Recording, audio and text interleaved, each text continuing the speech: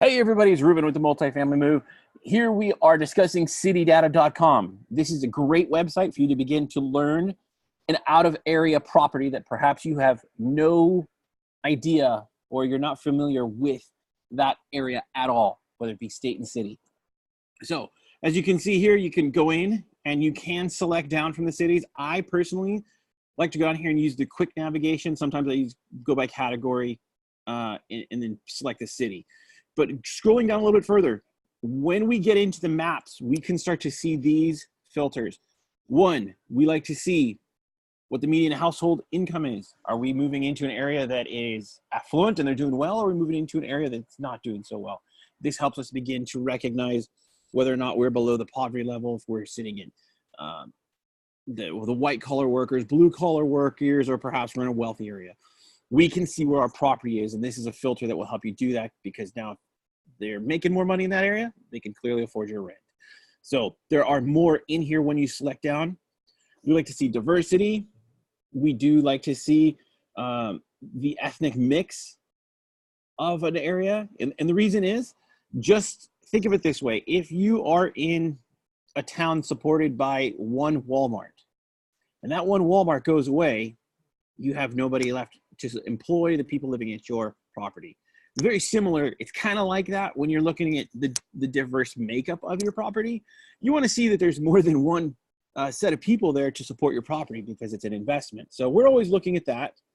We want to see what our unemployment is. Is there high unemployment in and around our property, which means maybe they can't get jobs, which means perhaps we have less of an ability for our tenants to afford the property we're looking to invest in.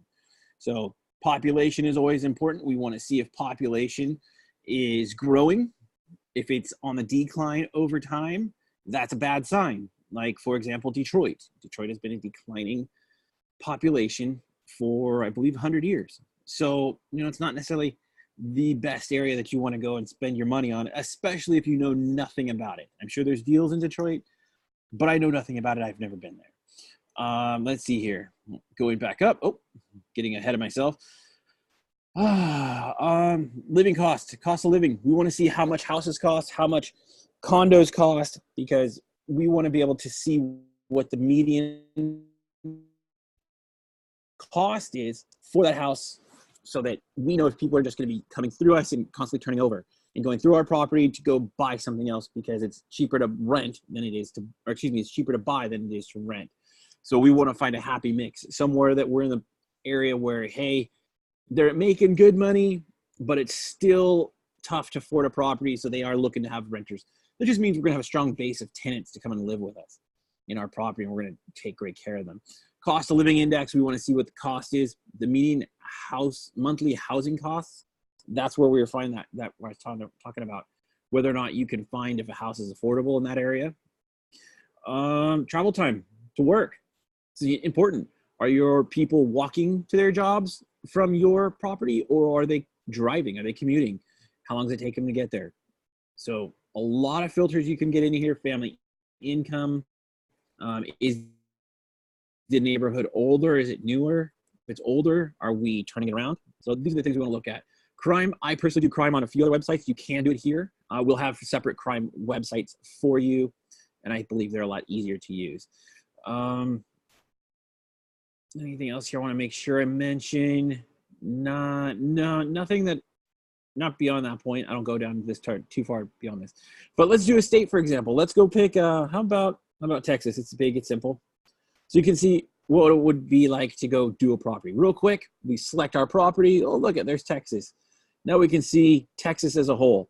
We can see the population. We can see the whole state as far as median household income. This is great. Wait a minute, I'm in Delaware. I'm not in Delaware, what do you mean Texas? Sorry, my map's giving me a hard time apparently. Apparently I'm having trouble. Let me go back up here and do it this way. Here you go, Texas. Come on, Texas. All right. Texas. There we go. Sorry, I was having some internet trouble. Okay, Texas. We can start with the whole picture, but we like to narrow it down, right? This is a great place to figure out your population. right? We can see the bigger markets. So I can tell you, for example, I had one deal that came to me. The numbers look beautiful. I'm like, oh my gosh, this is amazing. I can't wait to do it. And that was my population right there, 13,303. I was like, I don't feel comfortable. That's just not enough people to support. And that was a small one. It was only like 12 units. But I didn't feel comfortable putting my money to risk in an area that I couldn't get in and out of easily. I had no boots on the ground, meaning I had no one there to go check on it for me. It just made me uncomfortable. I prefer bigger markets. Sometimes you'll hear that referred to as an short term. Again, and you'll find that in our glossary that we gave you guys as well. Let's go pick a bigger market. How about one? Corpus Christi. It's a big area, 320,000 people. First look, why wouldn't we be interested? All right, so let's see here. Corpus Christi. We start scrolling down and let's learn about Corpus Christi. Once you have your property, select your zip code. So let's pick one at random. Let's pretend we've got a property here. Okay, what's that zip code look like? Oh, great. 2000 population was up, population was down, population was down. Why? You know, so we can see a downward trend, and they're going to do a new census here shortly. So hopefully we'll see what the new change is in the next few years.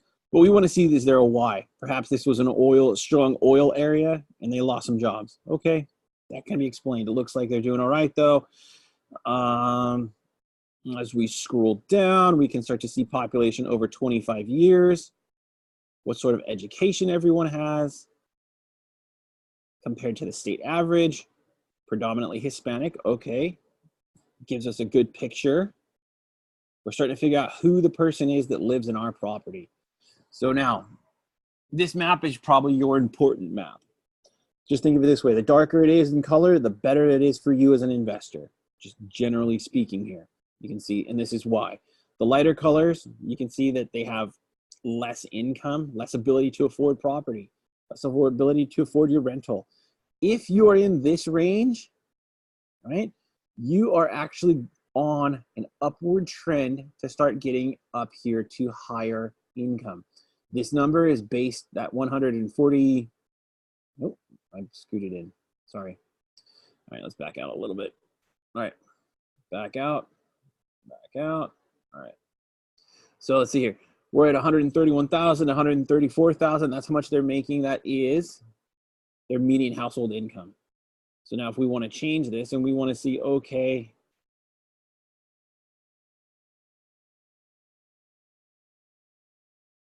this is an important one. Time travel to work. Okay. Are the people we have living in our property driving to work? You can see that that's a strong area there. It's looking good color. We like it to look darker. You know, as we get down on our map, right? Look at, they're driving 30, 40 minutes to work. So if they're making $130,000, chances are they can make that money and move closer to work if they so choose. So that's something we have to figure out. Are they commuting to a job that pays them well and they're going to move closer? Or is it that they are moving to the outskirts to raise their town, their family, you know, outside of town? So these are things that pop up as we get going. We like to research these very specifically. And what I'll do is I'll overlay this with, let's go here. /maps. There we go. So let's say Google Maps, Corpus Christi. There it is, Corpus Christi, Texas. So what I'll do is I'll overlay this map with this zip code with the Google map here so I can start to narrow it down, right? And see exactly where I'm at in Corpus Christi as it would pertain to this block. So as I move in closer, let's change this back. First thing we want to look at is income. We want to make sure that they can afford property. All right, household income. Great. We go down here.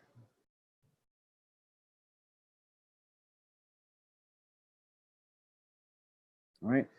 This area right here looks like it's about to turn over. It's got darker blue there, darker blue, and this is kind of light. So hopefully we can find a property in there. We can find, like, this might be a good area, right?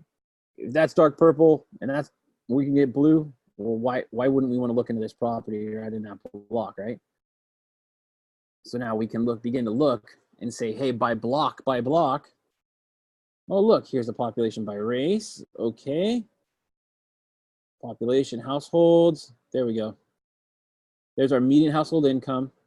Here's the house value. So they can afford to go get a house, but there might be something holding back.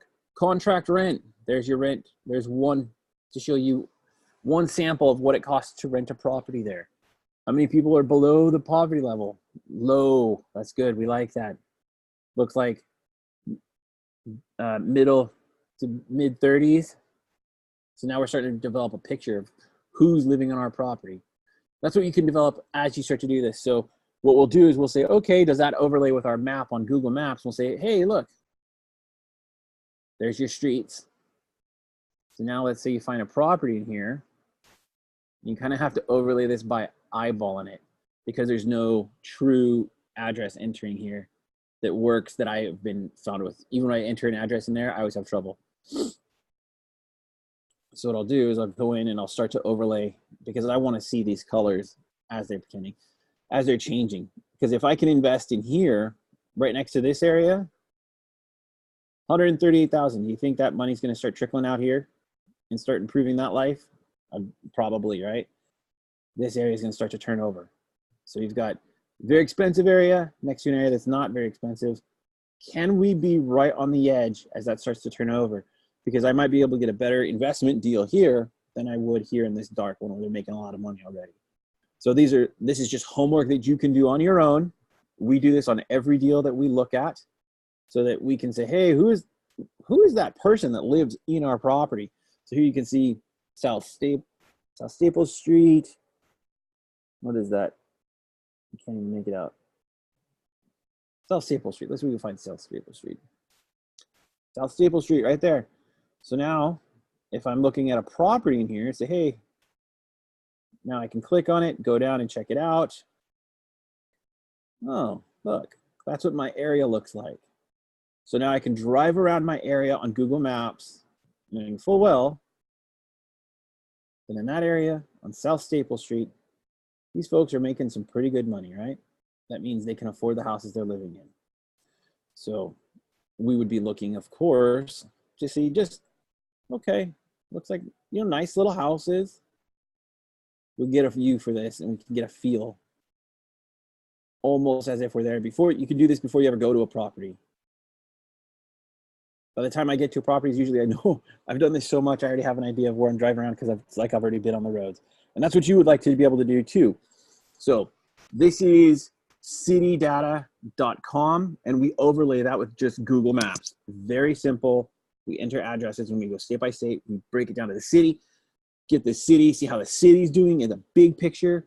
And then we're going to break it down to see what the block is doing by that block, that area of town. So we want to start big, go to small, and we want to try to figure out and hone in who we think our tenants will be. That way we know who to market to when it comes time to try to find renters for our property.